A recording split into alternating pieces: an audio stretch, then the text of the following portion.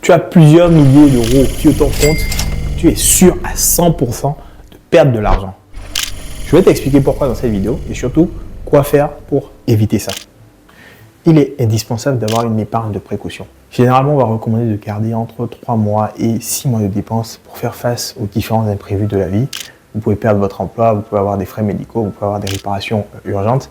Mais en fait, au-delà de cette somme, garder trop d'argent sur son compte, c'est une erreur. La plupart des gens, ils vont placer leur épargne sur le livret A. Le problème, c'est que si le taux du livret A est inférieur à l'inflation, en fait, votre argent chaque année perd de sa valeur. Et c'est très souvent le cas. Je prends l'exemple de l'année 2023. En 2023, le taux du livret A était à 3%. L'inflation était estimée à 4,9%. Qu'est-ce que ça veut dire? Ça veut dire que en 2023, tous ceux qui avaient de l'argent sur le livret A ont perdu du pouvoir d'achat. Un exemple concret, c'est que si tu avais 10 000 euros sur le livret A en 2023, en 2024, en fait, tu as toujours 10 000 euros. Mais avec l'inflation, ces 10 000 euros te permettent d'acheter moins de choses qu'en 2023. Et c'est ça l'inflation, c'est que les choses vont coûter plus cher et donc l'argent va perdre de sa valeur. En conséquence, c'est que tu perds du pouvoir d'achat et tu t'appauvris sans même t'en rendre compte. Alors ce n'est pas juste le livret A, c'est le cas de tous les livrets d'épargne dont le rendement va être inférieur à l'inflation. C'est pour ça qu'il faut bien comprendre le principe ici. Il y a un seul livret qui s'en sort plutôt bien en France, c'est le livret d'épargne populaire. En 2023, le taux était à 6%,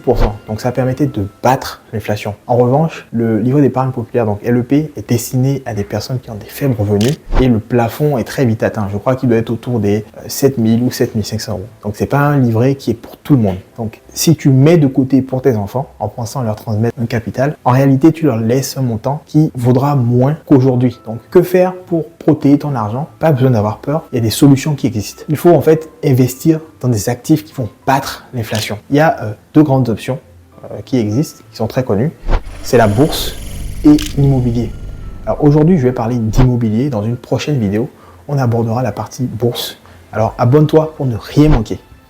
Contrairement à ce qu'on pourrait penser, c'est un bon moment pour acheter de l'immobilier avec effet de levier bancaire. Alors oui, on va me dire qu'il y a des risques. Donc on va en parler et on va les débunker pas à pas. Alors quels sont les risques et comment les éviter? Le premier risque que je vois souvent, c'est d'acheter trop cher. L'erreur que les gens font, c'est qu'ils vont payer un bien au prix fort, ils ne vont pas être capables de rentabiliser leur investissement. La solution, c'est d'acheter 10 ou 15, voire 20% en dessous de la valeur réelle. Alors pourquoi est-ce qu'aujourd'hui c'est encore plus possible qu'avant? Parce que les taux d'intérêt ont augmenté et donc sur le marché, il y a moins d'acheteurs et il y a toujours des vendeurs qui eux sont pressés de vendre et qui vont accepter de baisser leur prix. Alors généralement, il va s'agir des divorces ou ça va être des successions. Donc aujourd'hui, vous allez trouver plus facilement qu'avant des biens à moins 10%, moins 15%, ce qui était impensable il y a quelques années. L'exemple parfait, c'est le bien dans lequel je me trouve.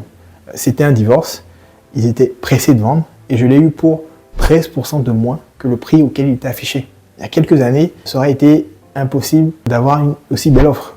À chaque situation, ses avantages. C'est-à-dire que les taux étaient bas, les prix étaient plus élevés. Les taux sont plus élevés, vous avez une capacité de négociation plus importante.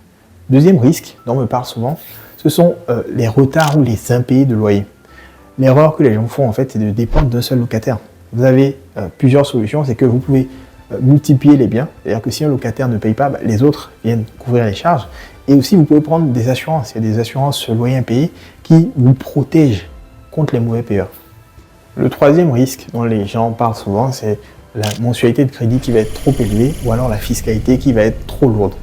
L'erreur, encore une fois, ça va être d'acheter un bien qui ne va pas s'autofinancer. Donc, quand vous achetez, il faut bien faire vos calculs pour que votre investissement couvre non seulement le crédit, les charges, mais également les impôts.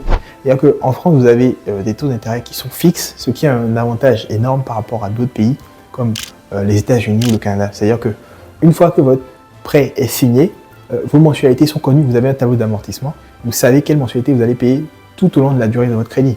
C'est-à-dire que votre objectif doit être de faire que votre locataire puisse rembourser à votre place votre crédit. Alors, je vous donne un exemple concret. Vous achetez un appartement à 100 000 euros, la mensualité du crédit, plus les charges, plus les impôts, vous pouvez estimer ça peut-être à 600 euros. Vous avez un loyer de 650 ou de 700 euros. Donc, résultat des courses, votre bien s'autofinance. À la fin du prêt, vous avez un appartement qui est entièrement payé. Vous pouvez le revendre ou alors vous pouvez décider d'encaisser des loyers qui sont nets. Donc, l'astuce pour limiter le risque que je peux vous donner, c'est d'investir dans des villes avec une bonne demande locative, idéalement à moins de 1h30 de chez vous, en tout cas au début. Et pourquoi est-ce que je dis que l'immobilier vous protège de l'inflation? C'est que vos loyers en fait, ils vont augmenter à l'inflation. En France, il y a l'IRL, donc l'indice de référence des loyers, qui vous permet d'augmenter chaque année le loyer. Le coût de l'énergie, par exemple, va augmenter. Alors malheureusement, c'est votre locataire qui va subir cette augmentation du prix. Donc, l'idée derrière, derrière ce que je dis, c'est essayer de créer plusieurs sources de revenus parce que chaque bien, en fait, va vous générer une rentrée supplémentaire d'argent. C'est-à-dire que vous pouvez même décider de mixer les stratégies. Vous pouvez faire de la location longue durée, c'est plus stable. Vous pouvez faire de la location courte durée, alors c'est plus rentable. Vous pouvez encaisser avec cette stratégie de l'argent tous les 2-3 jours. Moi, aujourd'hui, j'attends plus la fin du mois pour encaisser de l'argent. J'encaisse de l'argent très régulièrement.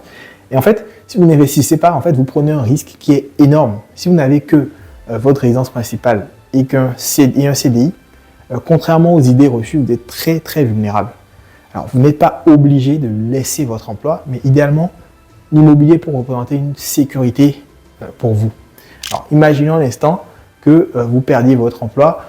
D'ailleurs, les dernières années ont montré que nul n'est à l'abri. C'est arrivé très souvent ces dernières années. Comment vous faites pour payer votre crédit immobilier? Si vous ne pouvez pas rembourser, ce qui se passe, c'est que la banque vient, saisit le bien et le vend aux enchères. Donc, investir, c'est sécuriser votre avenir et surtout diversifier vos revenus. Donc, pour résumer tout ça, passez à l'action. Ne laissez pas votre argent dormir sur un livret. C'est une perte qui est assurée.